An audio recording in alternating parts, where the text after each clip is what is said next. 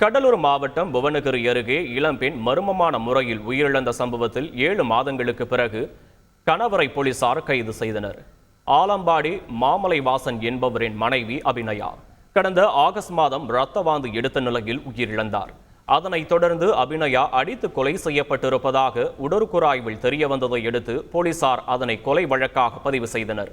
இந்த வழக்கில் கடந்த 7 மாதங்களாக தலைமறைவாக இருந்து வந்த அபிநயாவின் கணவர் அவரை போலீசார் கைது செய்தனர். கணவன் மனைவிக்கு இடையே ஏற்பட்ட தகராறில் அபிநயாவை மாமலைவாசன் அடித்து கொலை செய்தது விசாரணையில் தெரிய வந்தது. காரைக்காலில் தலைமை ஆசிரியரிடமிருந்து 7 சவரன் தங்கச் சங்கிலியை பறித்து கேரளாவுக்கு தப்பிச் சென்ற நபரை சிசிடிவி காட்சி உதவியுடன் போலீசார் கைது செய்தனர். காரைக்கால் சிவாஜி நகரைச் சேர்ந்த அரசு பள்ளி தலைமை ஆசிரியையான தனலட்சுமி என்பவர் ரயில் நிலையம் அருகே நடைபயிற்சியில் மேற்கொண்ட போது அவரை பின்தொடர்ந்து வந்த மர்ம நபர் ஒருவர் அவரது முகத்தில் திரவத்தை பூசிவிட்டு 7 சவரன் தங்கச் சங்கிலியை பறித்து சென்றார்.